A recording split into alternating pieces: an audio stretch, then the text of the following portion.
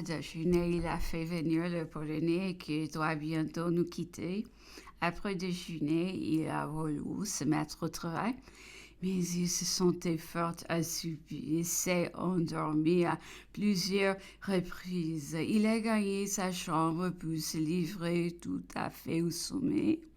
Mais donnant rendez-vous à une heure de la pause travailler à l'anglais, mais il a continué à être dans le même état d'assoupissement qu'il n'a interrompu que par un bain très prolongé, suivant sa coutume, et comme il est prendre très chaud, on a lieu de s'étonner qu'il ne lui soit pas très nuisible.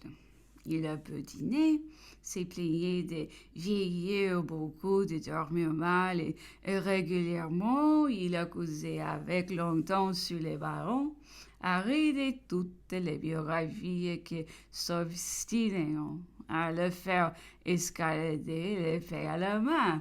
Les ballons de l'école militaire étaient cités comme un véritable prodige. La singularité du ballon qui lançait à son sacré fut tombé un peu d'heure dans les environs de Rome et porté aux habitants de cette grande ville les nouvelles de leur souverain et de la cérémonie qui venait d'accomplir. Il a essayé de nous lire de Don Quixote, mais s'est arrêté. Au bout d'une demi-heure, il ne peut désormais lire qu'à plus longtemps. Sa santé s'altère visiblement. Il me répète souvent qu'il nous sent bien vieux, qu'il est encore bien plus que moi, et ces mots pour lui disent beaucoup. Lundi 14. Déclaration exigée envoyée au gouverneur, beaucoup de livres modernes, puis spéculation, visiter des portraits créés par l'esprit de parti. Général Maison, aujourd'hui, le grand maréchal a envoyé au gouverneur les nouvelles déclarations qu'on avait exigées de nous. Elles étaient en uniforme et de la teneur suivante.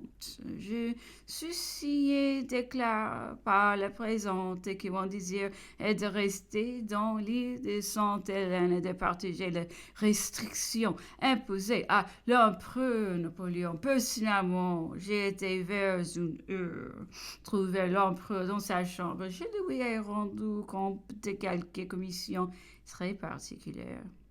Il travaillait sur un livre d'administration de la France. Il le trouvait très mal fait et s'écriait que depuis qu'il fouillait dans ses livres modernes, il ne trouvait que des livres de spéculation faits à l'entreprise et commandés par les libraires. Le monde était menacé, disait-il, d'un département de mauvaises librairies et il ne voyait pas trop de remèdes à ce flot. Il a fait sa toilette et je l'ai passé au salon où il a lu quelques gazettes anglaises et quelques lignes de Télémaque. Il avait peu de goût au travail, se montrait fatigué et ennuyé. Il a interrompu et la conversation est devenue très particulière sur des sujets qui le touchaient de près et qu'il a terminé en répétant plusieurs fois « Triste race humaine !» Plus tard, dans un autre moment de conversation, l'empereur, parcourant un grand nombre de personnes connues sur lesquelles il donnait son opinion, s'est arrêté sur une qu'il a peinte comme une des plus immorales et des plus abjectes. Or, elle se trouvait précisément de ma connaissance. Je me suis récriée sur ce qu'elle était, tout l'opposé de cela, et comme je la défendais avec chaleur, l'empereur m'a interrompu, disant « Je vous crois ». Mais on me l'avait peinte de la sorte, et bien qu'en général je me fusse fait la loi d'écouter avec défiance, cependant vous voyez qu'ils sont graves sur quelque chose dans l'esprit.